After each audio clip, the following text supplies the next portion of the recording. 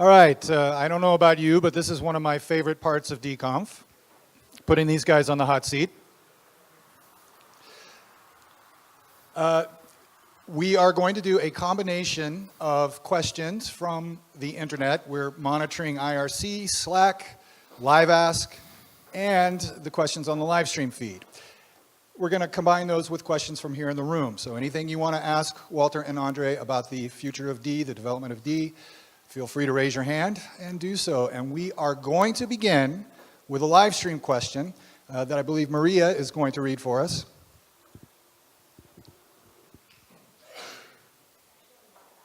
The microphone.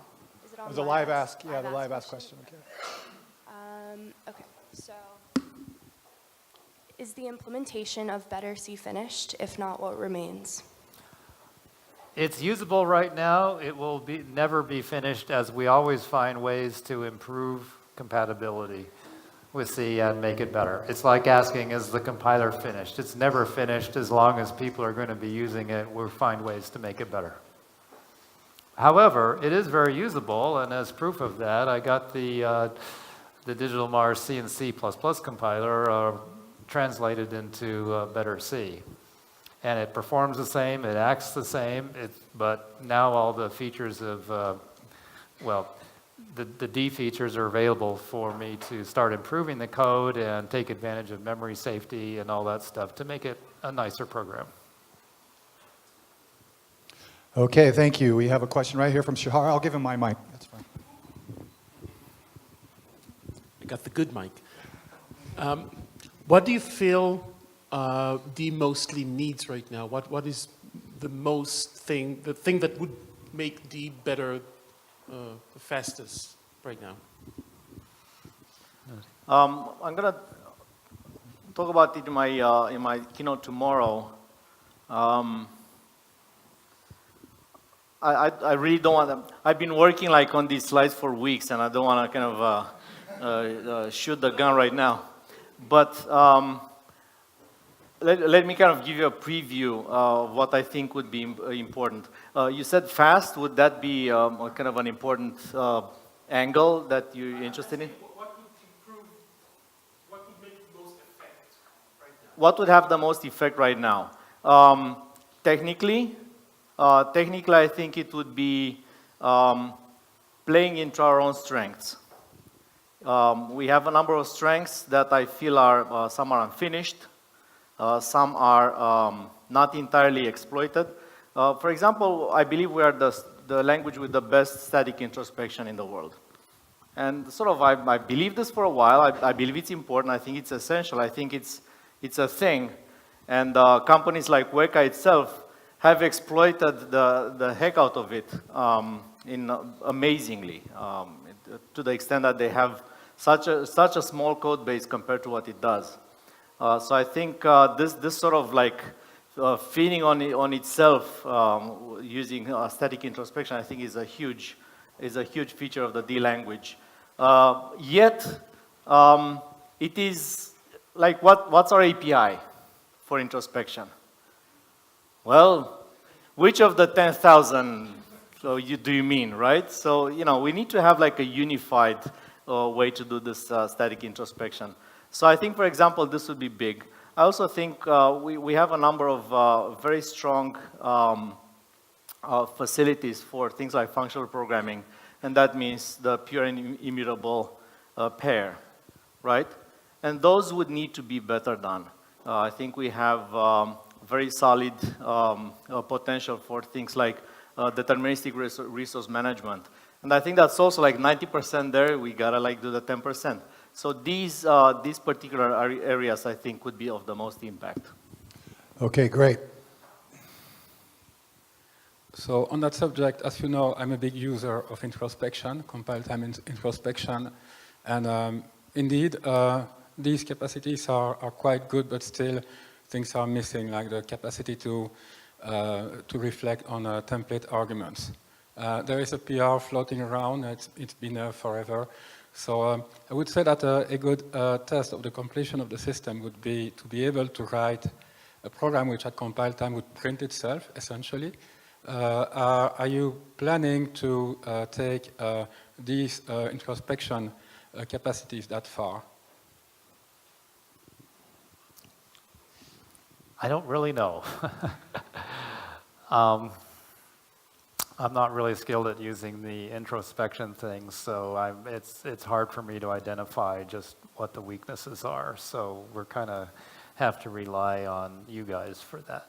So the printing itself thing is how should I put it, is interesting intellectually, but maybe not pragmatically relevant. I think it's an interesting litmus test. I'm not sure if you do that, you have proven any closure property or some completeness theorem or anything. I think it's an interesting thing to play with, but I'm not sure if it's formally significant. That'll be sort of the. That said, of course, we do want to take introspection to perfection, and definitely things like I want to reflect on template parameters and things like that. And if there's a PR floating to forever that's important and relevant, just shoot me an email about it. I think one problem we have, which takes me to sort of the different, slightly different topic. I think one issue we have is we have so many pull requests. We have few people to review them, so there's a lot of pressure on reviewers, and it's difficult to assess and triage which of the, I don't know, 300 pull requests right now in DLang on GitHub, which are the 10 that have most impact. And I can enumerate a few. I'm thinking of Dimitri thing with caching templates. I think it's an awesome idea. I'm not sure why he got so much resistance. So it kind of died by not even 1,000 cuts, 1,000 like, you know, 1,000 like pokes or something. It's like, it's an odd situation to be in for such a good idea. And you know, there's quite a few others, like Walter's work on improving scope analysis and safety, and Razvan has done some work on fixing the copy constructors, of which I'm going to talk tomorrow some more. But essentially, it's difficult to triage right now and assess of these many pull requests that we have. For the few reviewers we have, what would be the most impactful ones? And I believe introspection-related pull requests would be impactful. Okay, before we take Stefan's question, I have another question from the live stream before we started. We have the escape hatch from @safecode to get to system with @trusted, and there was a question on the live stream about something like assume no GC as an escape hatch within no GC's code to call normal D code, so you could throw exceptions or something like that. Currently, there is no escape hatch to do that. You can force it by using an unsafe cast. Or Mecca. Or what? Mecca has this facility. Oh, Mecca is a library that was announced on next Saturday. For those of you who are time travelers. Right, but the question is, are there any plans to implement something like that, to build something in?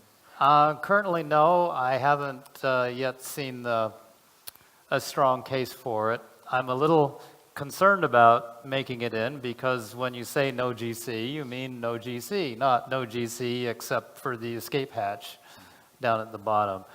That said, I have found in debug conditionals, for example, you can write impure code. And the idea being there is that's debugging code. Who cares if it's not actually pure? Because it's just putting there to debug it, and so you don't have to put in a monad if you want to put a printf statement down at the bottom. So there are reasons to have escape hatches, for example, in debug blocks.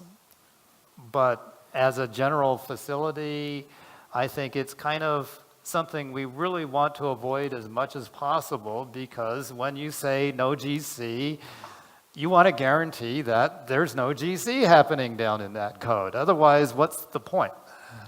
Okay, Well, thank the you, same sir. counter argument could be brought against trusted. So if you want safe code, why would you have trusted code? So there are reasons. I think there is evidence in the standard library that we have a number of places where we want code that's not provable pure to be regarded as pure. Code that is not no GC to be regarded as no GC. Simplest examples would be, and there's been a discussion semi-privately about this. For example, consider a pair of GC malloc and GC free.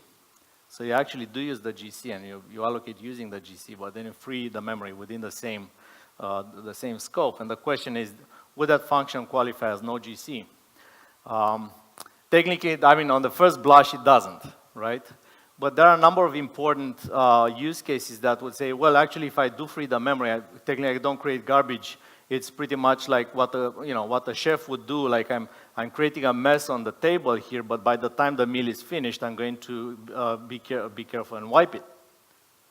Was that a good metaphor? Yes. I'm not sure. So it's sort of a local, not even littering. It's sort of it's local, like I'm creating a local entropy here, but I'm going to solve it as soon as, for example, my scope is done or whatever. And that code is highly useful, and people do want to write such code. And the question is that no GC or not? So now there's also the thing. Well, what if I do call allocate and in the middle of allocate, the compiler figures out, oh, wait a second, I don't have enough memory in the GC heap, so let me run a full collection. Ladies and gentlemen, and at this point, no GC has kind of lost its meaning, right? So it's like, okay, why do you call yourself no GC when just in the middle of your function, I have a collection triggered? To that, there is a response, which shows that nothing interesting is simple, at least in our domain. So to that, there is a response, which is you could actually disable the GC before allocating. You can disable the GC, you allocate memory using the GC, and then re-enable the GC, and everything's dandy. So you could go like you could go with such an approach, and the question is, why is this useful? And I think it is useful. It is useful for the following reason. It's very important to consider a pair of allocate and deallocate actually not creating garbage, for the simple reason that this actually gives you the option of creating garbage later on. It gives you the option of like, I'm allocating this memory, I'm managing it for a while, but at some point maybe the user wants to say, you know what, from here on let the garbage collector take care of this. So you have a cheap option to say, yeah, give this away to the garbage collector to take care of it. So that would be one use case, and the other use case would be collecting cycles. So cycles are like, the big ugly problem in reference counted environments. How do you collect cycles? So there's no solid solution for that in RC only world. So then you have the GC as a ultimate, last resort mechanism for lifting these cycles away. So that's a long way to say there are an increasing number of places in which you want to say things like, I want to trust trusted of no GC, right? Trust an open paren, no GC close paren. Trusted of open paren pure or close paren, that kind of stuff. I think it's the frequency of these uses and the syntactic unpleasantness of the workarounds that are going to dictate whether we want to introduce a built-in facility for that or not. Okay, thank you. We do have to be careful because trusted is a way to introduce or to make unsafe code appear to be safe, and it's a dangerous thing to use. And we've seen cases where people fake safe code by putting on trusted and various things, and it wasn't safe code at all. They just managed to defeat all the compiler's checks and passed it off as safe. That's the kind of scenario we really want to avoid. And as Andrei pointed out, there are traps and problems with actually doing GC inside of no GC code, and so it's something that we have to be really, really cautious about, and having a easy to use mechanism to defeat it, I think may be a bad idea. So we just have to be really careful with that. This sounds like a good candidate for a DConf after hours debate, maybe to come up with a resolution like we've done before. Yeah? Maybe. Stefan, you were up. Yeah, thanks for waiting. Yeah, I have a question and a comment. First, a comment. the thing with caching the templates, the problem there is that to know if you can cache the template, you have to instantiate the template first, so you can say it will be the same instantiation as your cached version would be, and then you haven't won anything. And the question is, would you be interested in integrating first-class types into the language, which would further the introspection abilities? First-class types that would further introspection abilities. The combination of words sounds very exciting, but I'm not sure I fully understand it. First-class types basically just means that you can actually work with types without having to put them into a template. If you say, let's go trades members, then you can put this compiler tuple into a variable and work with it as if it were a real first-class citizen. Like types would have a type.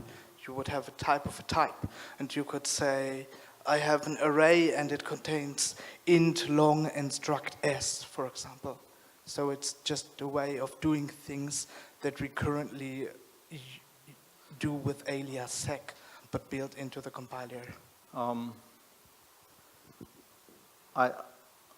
Sounds interesting. I think getting into such a language facility right now would be fraught with risks. So probably I need to see a lot more about that before even saying that it would be good or not. It sounds like you're interested in a new kind, and new kinds are really like probably the highest cost of everything to introduce just a new kind. It's not a type, it's not a template, it's not a function, it's not anything in the language. It's a whole new thing. So I would need to see a lot more about that. Hi. When will D get non-nullable class references? It's been on the menu forever. I don't think there is much these months about it. I wrote a post on the forums. It got a bit of traction, but not much. I know it's a super breaking change. Is there any plans for it? Not immediately. Yeah, that's the usual answer, and I would like to see something in the long term, because for all the awesome static introspection that we get with the templates, they work flawlessly. It's a shame that we cannot guarantee that a feeble class reference cannot be null when we pass it to a function. Right. We have to write contracts for it. I totally hear you, and it's one of those reasonable things that would be put in ample language. Let me tell you this, it's one of those things that we really have the troops at the border. We just didn't start the invasion yet. That's another terrible metaphor, but I'm going to stick with it. So we really have we have the components in place. Yeah, we have the photocopier, we have the drum, we have ink, we have everything. We need to put together a Xerox machine. So that's a better metaphor. So we have everything. We just, for example, did people know you can actually initialize a statically known variable with a pointer or reference with a new something? It blows you away, right? It's like you can say static, my object, my type, x equals new my type, right? So you can actually use new during compilation, and that's going to give you a valid object of the type, which is going to stay frozen and shared for everybody to be. So that's an obvious way to say, well, I'm going to give you a null pointer, and all of the null instances of this guy are going to be initialized to point to this particular one instance, which is my null object, not a null reference. Big difference, right? Right, Dimitri? He's talking in the back right there. All right. So, something that is new class. And it doesn't work, but it's one of those things that if we just got that going, and it's not difficult technically. So we have all the things in place. Another problem is, well, what if some jerk starts to modify that null object, right? Because that's what people do, they modify things, right? Unless they're in Haskell, which is like great for that reason. It's just, get to not change things. So then everybody starts to change that shared object among everybody else, and that's a problem, and etc. So I think we have the components in place, not for a built-in language facility, but for a very strong library component. And we, you know, there's been some attempts and stuff, and they always fall short because there's this one little detail that's not done yet. For example, yes, there is a bug in the static, you know, the statically usable new facility. Do you know what it is? That guy applies to shared objects as well. And that's definitely not nice, because you don't want a static object which everybody thinks is not shared across threads to also be the guy which is going to be end up being shared across threads, and that's a disaster. So it's this kind of stuff. We're probably like 5 minor bugs away from having a perfect usable non-null facility in the language. And one of the issues that stop us from getting there is that, you know, nobody's actually working on getting that to the finish line. Okay, next question back here. Thank you. I'm going to go back to the question, one question ago about first-class types, and I'm going to try coming at it from a slightly different angle. With the compile time function evaluation becoming ever more powerful, and with the compiler itself now being written in D, and are we going towards the direction where we are, and specifically with DMD now being partially usable as a library, are we going to be moving in a direction where we are going to be able to take the actual DMD source code, the internal data structures that DMD is using, and feeding them back into the compiler, into CTFE at compile time? And are we going to be, is there any chance that this is going to be used to implement this sort of CTFE meta-programming functionality that first-class types seem to be about?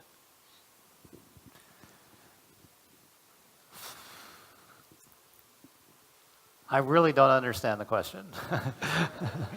I mean, are you saying, does making the CTFE actually generate code that is then executed? Is that what you're talking about? Sort of, but just purely from a reflection perspective, just to start in this direction, I mean, if you're going to be looking at some point in the eventual future, like in 5 years, 10 years, at something like macros, then it's going to be necessary to expose to the programmer at compile time the internal data structures of the compiler. And I can imagine that being a lot easier if you can just directly take the source code of the compiler and interpret it using CTFE as a library itself. So it'll expose the AST? Is this yeah, like exactly. Expose the internal data structures and possibly let CTFE functions hook back into those. Right. Well, would you like to see the AST exposed? Would you like to not have that facility?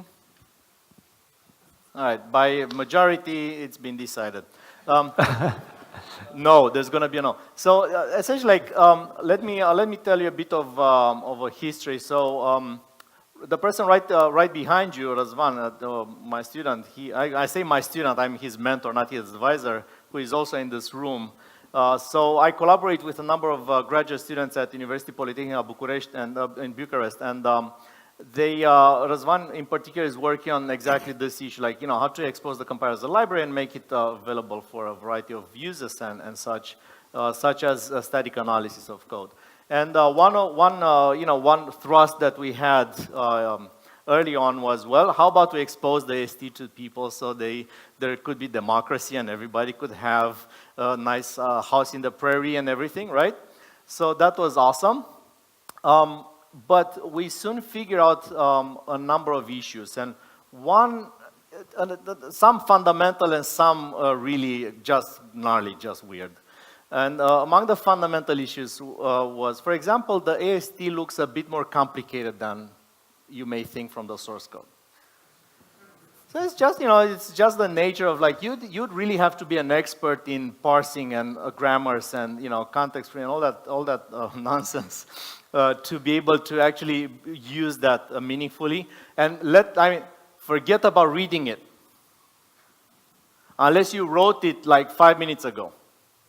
Okay, not 6 months ago, there's no question. So it's very difficult, and that ports to all languages that I know of. Like, all languages that expose the AST have this problem with, like, write-only code, and it's very difficult to understand, debug, and figure out what the heck it means. So that's one sort of fundamental issue. It's very difficult. It's a huge project to simply like say, oh, let's expose the ST to users, and a lot of it is going to be simple. It's a big problem. It's a big space. And the second problem, which is has to do a lot with the implementation and stuff, the compiler during parsing is going to generate a number of AST artifacts that are not in the source code. Did you know that the compiler can create a ref variable that's not a function parameter or a function result? Did you know it can create? Yeah, Walter. Thank you. Awesome. Yes. I'm glad Walter knows. Okay, so the compiler has the ability to create certain AST nodes that are not reflected in the source code, and that is a good engineering decision. It's like, well, in order to make this code like as fast and as good as possible, the compiler is going to take certain freedoms in manipulating the AST, and those use backends, the GDC backend and the LDC backend, and it's some sort of a conspiracy between the front end and the backend to kind of expose these things and create a bit of illegal decode. So now consider this: you have this AST, and well, then you gotta like expose it. So do you expose those hidden nodes or not? But they're already parsed, so you're gonna have to expose. So it's a huge engineering problem just to think about it. I believe that these are powerful enough and ample enough to defer this decision for the foreseeable future. There's another problem with exposing the AST is, well, we talk about changing something in Phobos and then we break existing code. Well, if we expose the AST, don't we run the risk of we can't improve the compiler anymore? I think that is a serious problem with the idea of exposing the AST, because you might as well give up on improving the compiler if you do that, and you don't come with that a contract that, well, you're going to break everyone's AST reader every time you update the compiler.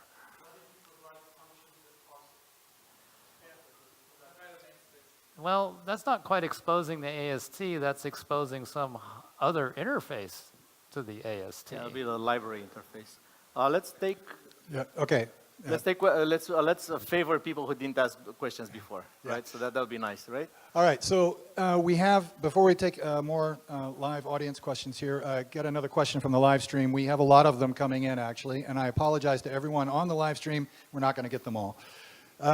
This question is about our resources.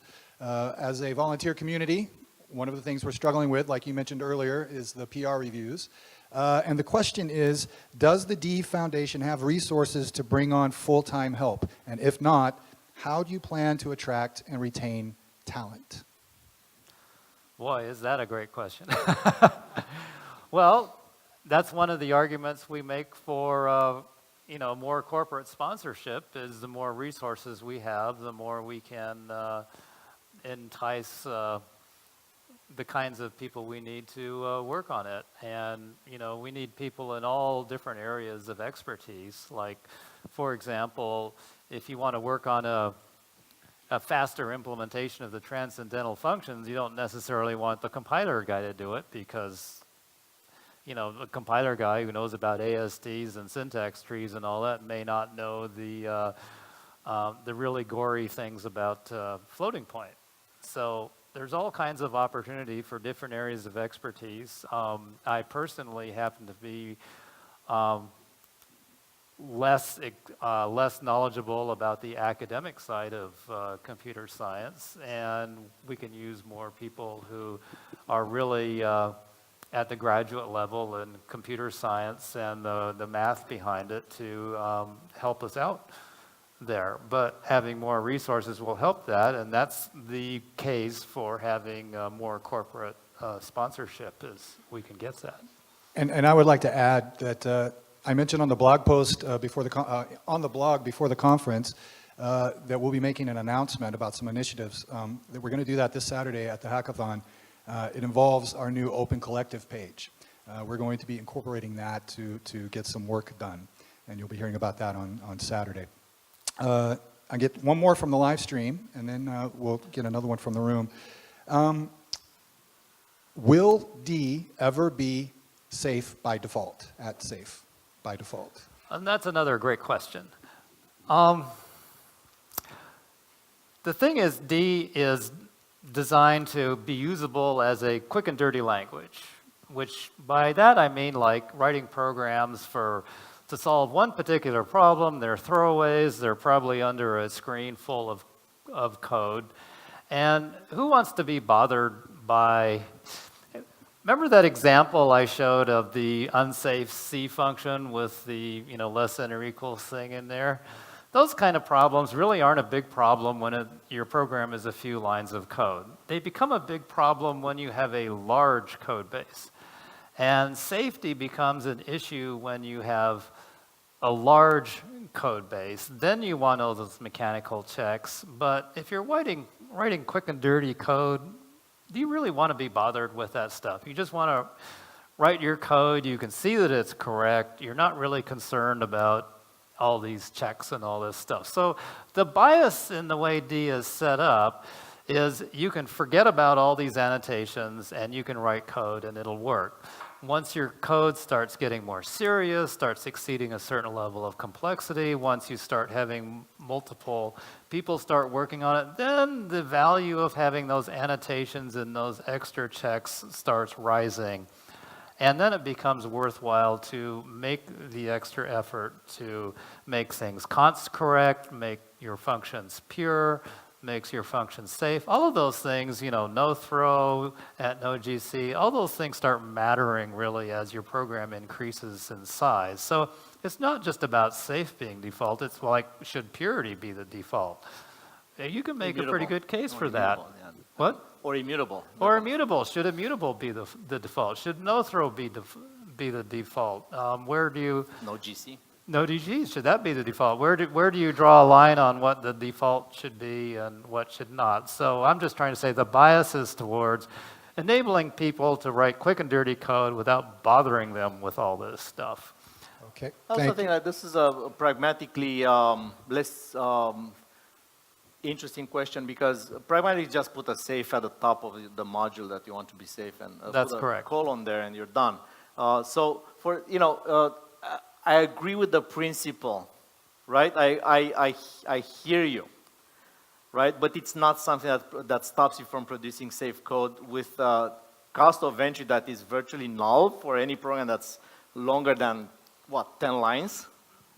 Right, so it's not really a hitch on the road to safe code. Yeah, I agree that as a matter of principle, it would be nice if the safe would be the default mode and you have to opt out. But the cost of opting in is so low that no serious person would say, oh, I would love to use D if only it had this safe by default thing. Okay, thank you. Question from the room?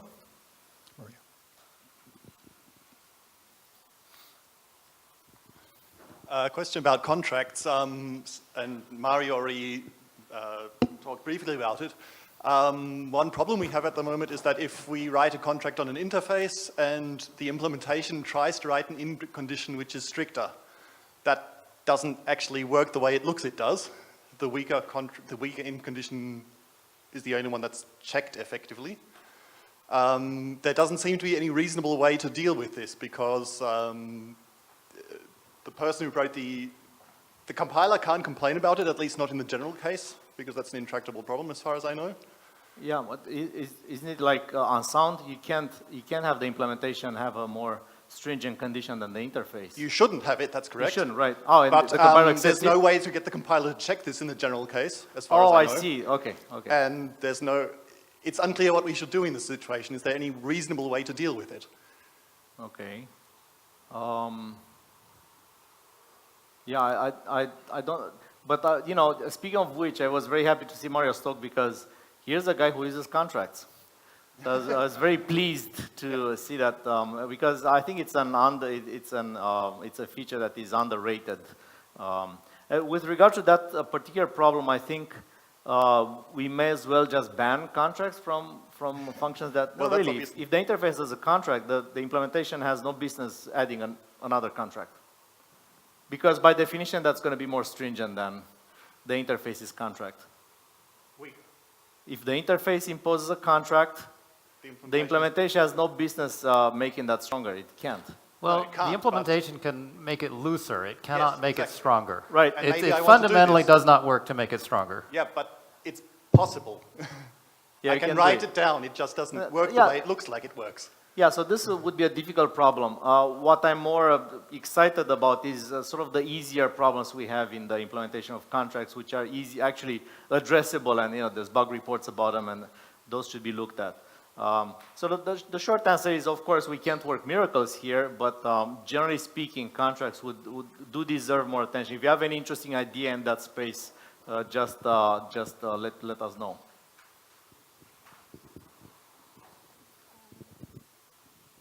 This is more of a convenience question. Are there any plan to update the digital Mars C runtime to be able to use it instead of the Microsoft C runtime? Use it instead of which runtime? Instead of the Microsoft one. For example, 64-bit Windows. Ah, so does Digital Mars produce a 64-bit compiler? Well, there hasn't been much demand on it, and it's a significant amount of work, so I haven't really been motivated to do it. I would like to do it, and if there was a significant demand for it, I would. It's just that there just hasn't been a demand for it. All right. Just wanted to know what's the latest state of mind on tail const, tail mutable, tail shared. Because for pointers, it's kind of trivial. You just strip one level of immutability and you're done. And when you have a struct and you copy it, you kind of get into this awkward situation where you have a struct that looks like exactly the same, but it's mutable, but all fields are kind of not. We may take it. Yeah, So sure. I have very good news about that. Again, I don't want to give away my punchline of tomorrow, but essentially there is one place in the D language where when you match the unconstrained parameter template in a function call to the type of an object, there is one place in the D language where the type match is not the type of the value. Where is that place? All right, detail please.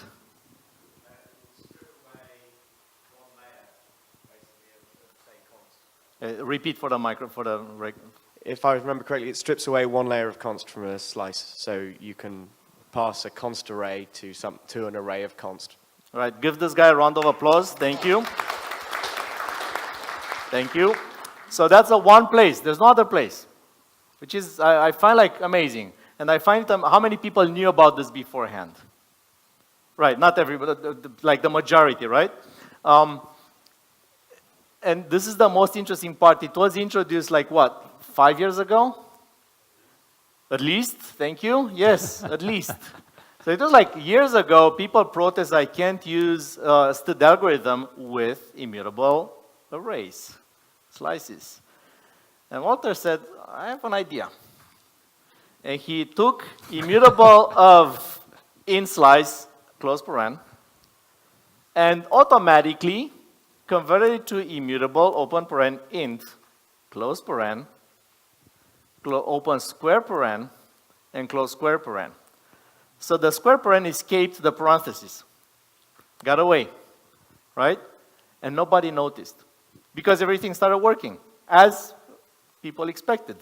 So in a way, it's the most amazingly successful feature of sort of some that's so unprincipled. Right, so it's in a way, it's kind of, there's an imbalance between the lack of cleanliness of the approach with its success. So that's good engineering, Andrei. That's called good engineering, yeah. So and the plan is to actually, so that's tail const, that's tail qualifier for you, and I have a plan to actually generalize that to everything. Okay, thank you. I hope it was the thumb, not any other component of the hand, right? Okay, the thumb, thank you. Crisis averted. Get that straight. Okay. Our question here that's floated to the top of the Live Ask page is, can we get tuple destructuring? Tuple destruction? Structuring. Oh, tuple structuring. I keep looking at that and I keep running into this horrible roadblock that if you lay out tuples as fields in a struct, they're laid out differently than if they are passed as parameters on the stack.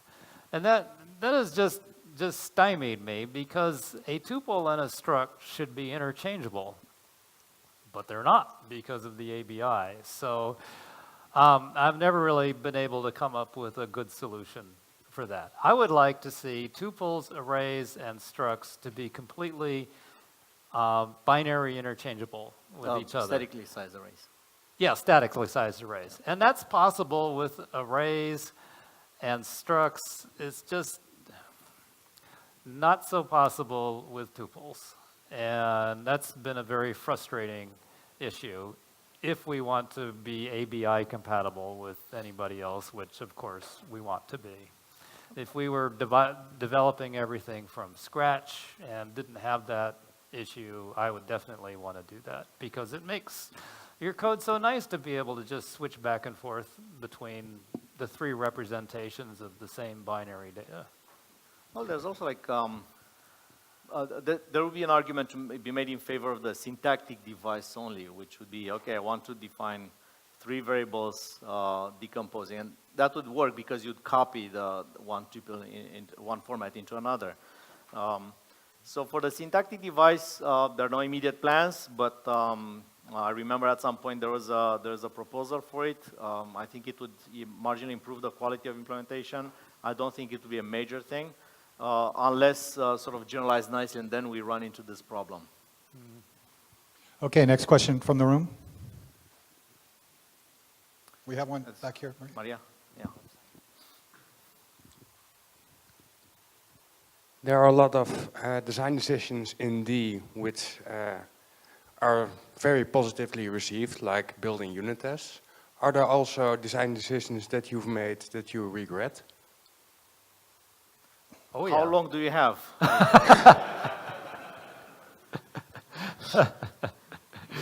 Oh, good. Well, auto-decoding of arrays. That, you know, it's one of those things that it sure sounded like a good idea. And couldn't see anything wrong with it. And in practice, it's just been one problem after another in practice. And that's probably one of the most regrettable design decisions. But what can you do? I probably would have, if I'd known then what I know now, I would have probably made const the default for variable declarations. But as it stands now, when people have PRs for code, sort of, you should make this const, you should make this const, you should make this const. Okay, but in any language that persists more than a few years, you're going to have this problem because, you know, people learn how to do things better all the time. And the old ways that were acceptable are, you know, no longer acceptable. Yeah, we pay in both good and bad ways tribute to the trends that have been active in computing over the past few years. One simple thing is object. Yep, that's another class one. Object. So we have like this weird sequence, you know, an unfortunate series of events or whatever the name is, right? So we like object was defined, and you know Java was kind of the thing. So we're like, oh, let's do what Java does, have an object there, and oh, let's add a few methods to it just for good measure, right? Famous last words, right? So we're kind of carrying this unpleasant inheritance for a while. Now let's add @safe. Uh-oh, now what do you do with those virtual functions in object? Add pure, add no GC and no throw and all that jazz. So essentially, the sequence is that we added feature to the language that were difficult to uphold by the existing facilities. So that's sort of a problem. Fortunately, I believe there are ways to get out of it. And I think a major thrust in the D language right now should be and will be just growing out of growing out of past mistakes. Just outgrow them. Just fix. Just find intelligent, creative ways to break up with the past mistakes. Yeah, but some of the good news is that most of the time we seem to get it right, and the decisions have lasted and proven their value, and we've been feeling both fortunate about that or lucky that decisions we made a long time ago have paid off so nicely, like the array slices, and they've paid off so well that other languages are finally caving in and are busily adopting array slices. I mean, that was just a big win for D and has really paid off handsomely for us. Slices are awesome. Yeah. Yeah. Next question. So I was sitting here in front of these two posters and the whole day, and then this says something about C and C++ and industry standards. What will be your answer for a company that says, you know, we have unlimited resources or money, and we like D, we want to use D, but we need a certified compiler. Certified, I'm not sure what that means in the context of D. Certified to what standard?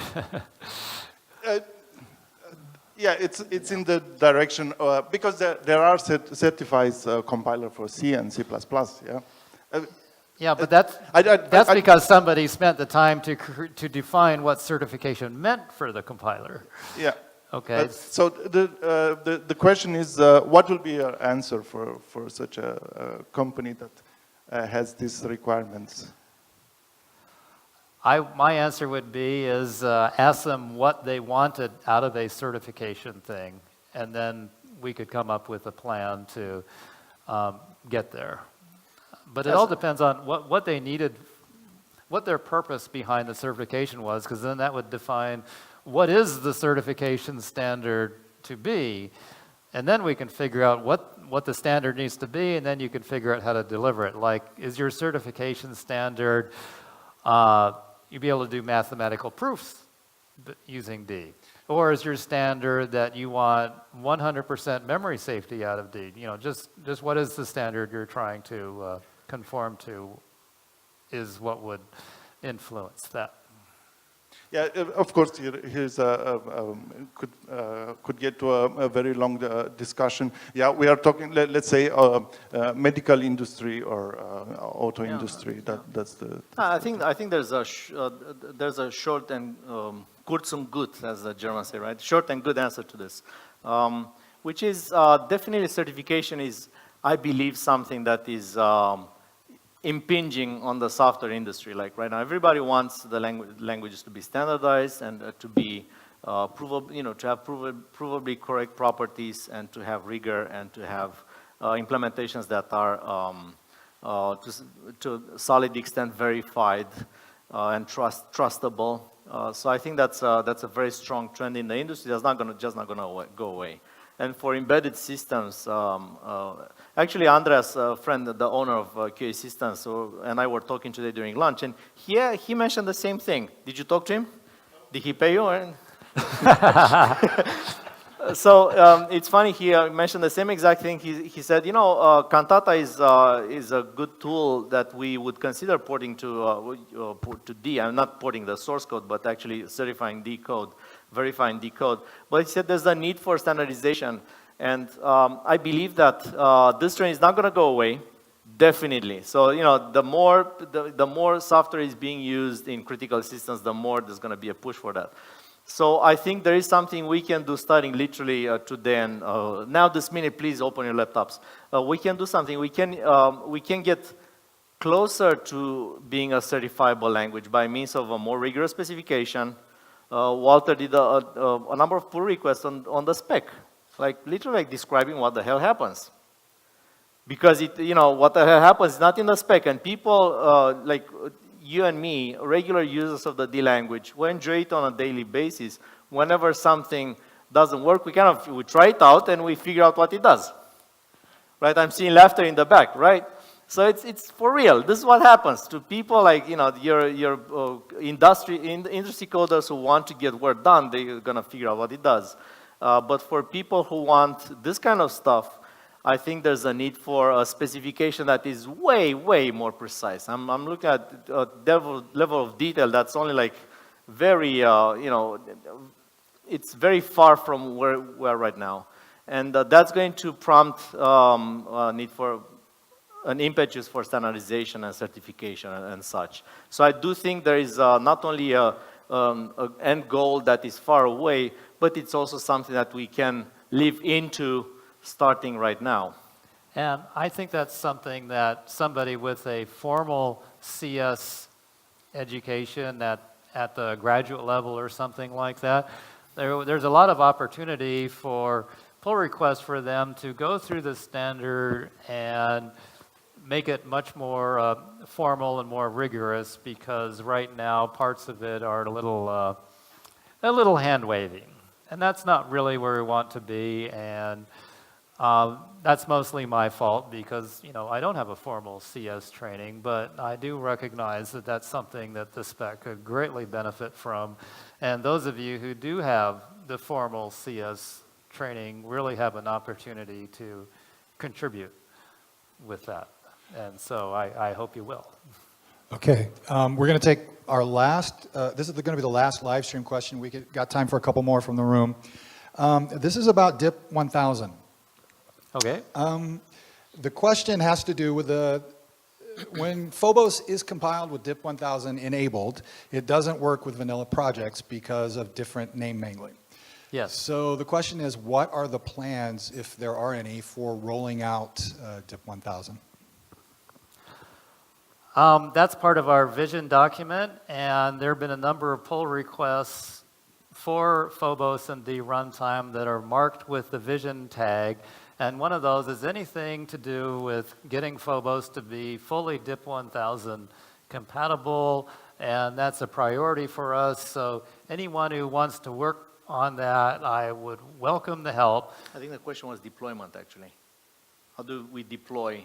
Yeah, rolling out, shipping. Yeah. Right. So deployment of the new Phobos library. I just think we'd ship a DIP 1000 library, and then that's the way it's going to be. I don't see much point to having two Phobos libraries shipped. It's just going to cause testing problems, and which one am I linking with it and all that. What we're going to have is a DIP 1000 library, and name mangling issues we're going to fix, or we're just going to find another way to make it work. Actually, but shipping two binaries of the library is not going to work. Actually, this is the kind of thing that I would say, you know what, we have a perfectly competent person on top of that, which is who is Martin Novak, and just defer that to Martin. He knows exactly the issues that are facing it. He's a good professional in that area, so I would say defer it to him. I don't think shipping two binaries is technically very difficult. I understand that. I understand the sort of the complications, but it's one of those things that I lose sleep overnight over questions like, how do you plan to get more people to work on D, and kind of do you have money for a full-time employee? And this is the kind I'm losing sleep at night over. I don't want to lose sleep also, in addition to that, starting at 4 a.m., I don't want to lose sleep also over, do I ship two binaries or one or three or, whatever. There's also this is a perennial question, do we ship the debug version of Phobos, right? Who would like that? Yeah, quite a few, right? So who would like a debug version? So who would like, with all the, we also have this pull request with the version to version like in, out, and invariant, and all of that, those nice things to kind of version in and out, and those would also potentially cause binary compatibility issues. I would think these are problems that are solvable. It's not P equals MP, and it's not even, it's not a difficult, it's one of those things that people do in an industry all the time, and we'll have a fix for it. We don't plan to make life too difficult for people. That would be the short answer. Okay, any more questions from the room? Right here.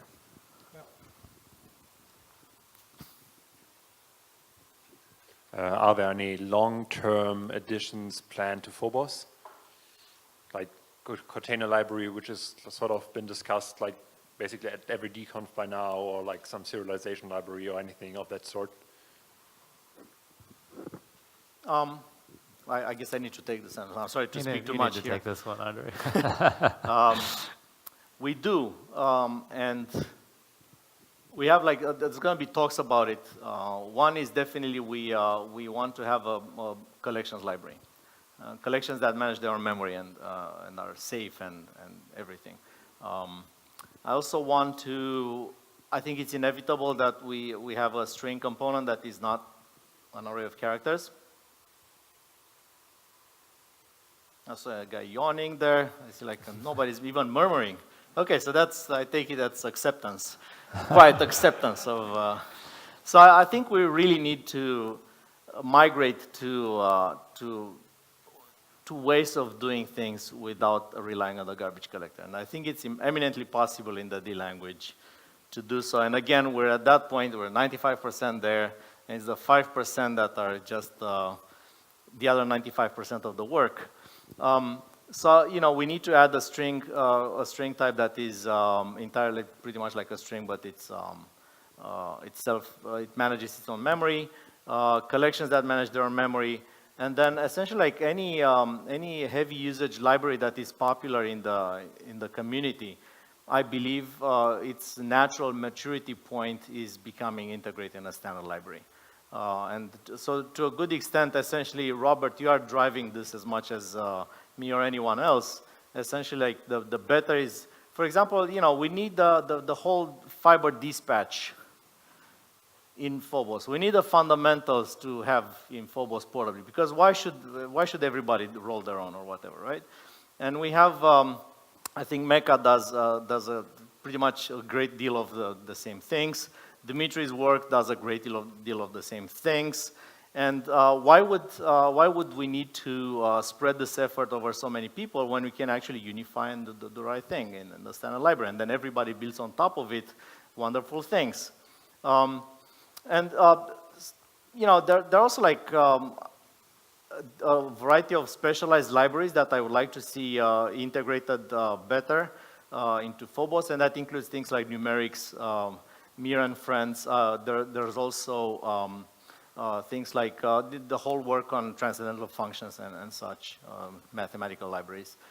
There's work on serialization libraries, and I think that would be valuable to integrate within the standard library. That said, there is a lot to be said about Dub as being a great place for people to, like the default place to look for interesting libraries, period, right? There's this very nice talk today about like John gave about using DITB. He said we should use STD wherever possible, right? Like, you know, essentially like minimize dependencies and minimize the hoops through which a person must go to get some interesting D application going. And I think there's a lot of potential there, because we do want a standard library that is solid and integrated. That said, I don't want to do things like, there's this great experimental library that sounds like a nice idea, let's try it out. So we're past that age of the language. And one last thing, I forgot what was it. Okay, if I remember, I'll let you know. So there's like we're done. We should also have libraries that fix issues with existing libraries. Should I say, thank you, XML? Should I say, thank you, JSON? Who's on that? Right? Who's on top? You know, who's on that? Really?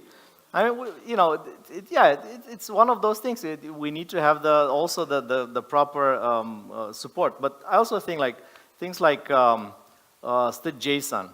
I think there's a sequencing problem here. You want a solid JSON library once you have a good string type that manages its own memory, because people don't want garbage creating libraries anymore, right? They want want to have the option. So then we need to a string type, and then we need a JSON, and then et cetera, et cetera. Well, Okay. Sorry, go ahead. I want to amplify a little bit like that. I think there's a powerful tendency among all of us to confuse quantity with quality in Phobos. And to me, that comes out with trivial things being added to Phobos that don't really add a lot of value and just kind of fill things up with quantity. It's a difficult thing to, I'm sure everyone will agree with that, but everyone says, but this function that I wrote, I want to get into Phobos. And I know I'm going to be making people mad when I say no to these things. But I think it's important that Phobos should have only significant functions in them. It should not be trivial functions or stuff that's one-liners for the user to write and all that. It should be non-trivial, significant, orthogonal functions. Phobos should give you building blocks that you can build what you want. It shouldn't have them all pre-built for you, all the combinations of those things. So, like with the sign, what's the reciprocal of the sign? A secant? Of what? The sign function, the trig Sign. function. Which is the reciprocal, secant or cosecant? I never remember which. Cosine. But at one point, Phobos had both sine and cosecant in it, and that's ridiculous because one is just the reciprocal of the other. Why put it into Phobos? But that's the kind of thing I'm talking about. That's a fight to have the orthogonal stuff in there, the non-trivial stuff, because it's non-trivial to write a working sine function, but it's trivial to write cosecant because you just go 1 over sine. That kind of stuff should not be in Phobos. And it's a tendency that we all have to fight to not have that stuff in there. Okay, we have time for one more question. It's going to be from Attila. Sorry, Stefan. Well, I think we should have left pad in Phobos, but okay. Anyway, it wouldn't be DConf if I didn't ask the question that always gets asked. What is the plan for shared, if any? We do have a plan. Is it secret? No, it's not secret. So actually, it's being debated. The fact that we want to finish, like to kind of take it to completion, to a usable form of shared, that's a definite. Walter and I are still debating exactly where we want to take it. And maybe it's time to wash a bit of laundry in public right now. So we are of two minds about this. Walter goes with the idea shared must be a tag that means sort of make this untouchable. Like encapsulate, make this unusable without actually calling the appropriate library functions or inserting your casts when you know what's going on and that kind of stuff. So he wants to make shared a tag that means essentially, packed in an opaque form. That means it's shared across threads, races are possible, so, you can't really look at this guy. There are a number of places in which even today the compiler doesn't do that. For example, you can compare two integers for equality even if they are shared. And you're not supposed to do that without the appropriate handshake across threads. Is this clear, right? Is this like any access to shared data should be done through a handshake, so it can't be kind of just like that without an ACK. So one idea, so Walter says it should be some sort of completely opaque, and whoever wants to use shared is going to put shared there. Nothing's going to work anymore, right? That's the point. Have nothing work. Yeah, that nothing works anymore. Victory. Nothing works. Yeah. Right. So then you got to call the appropriate library functions such as atomic load, atomic write, atomic add and compare and whatnot, and cast and whatnot. So then those functions would do the appropriate things, and they're in the standard library, so by definition they're part of the language. Right? Right? Good. So then that's one mindset. Then the second mindset, which is, I confess I'm a bit, actually I presented his case so forcefully that I start to like it. So I'm happy about Victory, it. Victory, yeah. So there'll be another school of thought, which would be actually shared means the compiler automatically inserts the appropriate code for you in certain instances, such as comparing to shared integers. I'm seeing a nod there, but that's an Indian yes. I'm seeing this, that's an Indian yes. Okay, so I believe there is something to be said about you have shared data and the compiler inserts the appropriate code for you for atomic loading and comparison and that kind of stuff under certain circumstances. So these would be the schools of thought. Walter's side would be breaking more code that uses shared today. But in a way, it's breaking incorrect code. And my sort of my school of thought, if you use my view would be that that incorrect code would become correct automatically. And this is sort of, we're debating this. That said, Attila, and I'm very happy you asked this, and it's a great closing for this this debate. I believe that we really need to finish the language. Like people come to me, like every day, they come to me with new projects and new starts and new. We gotta have great finishes at this point more than great starts. We have to have awesome hands in the air, breaking that thing with the police line, do not cross, right?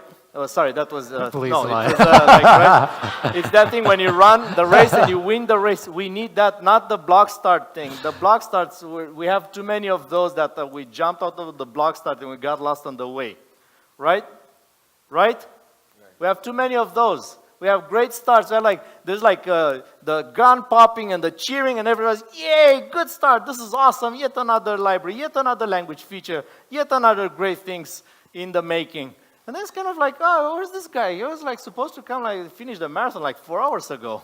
What happened to that guy? Did he forget about what's this? Oh, actually he stopped and he started a 100 meters race on the side, just as a side business. He just started doing that for a while, and then he ate a burger, and then he's kind of walking in with a cane because so much time has passed. He's old by now. So that's not the right approach. We gotta have the great finishes with the police line do not cross. We gotta have those, and we gotta cherish and cheer and be happy for those. And the great finish is finish the goddamn shared.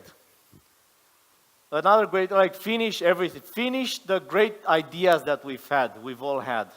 I'm including people in this room who authored libraries, authored features in the compiler, authored a great deal of good things in the compiler and the standard library. So I think finishing is, and closing, locking down the thing, right? The joke with it's kind of an American, redneck joke. All rednecks have 5 cars, but it's just none works. They're all kind of in the yard somewhere, and the pieces, spread on in the yard, and nothing works. So we're in that situation. We gotta get with. Let's have one car, and let's make it a Tesla, friends. Let's make it a good car. Let's make it an awesome car. Thank you very much. All right, thank you guys.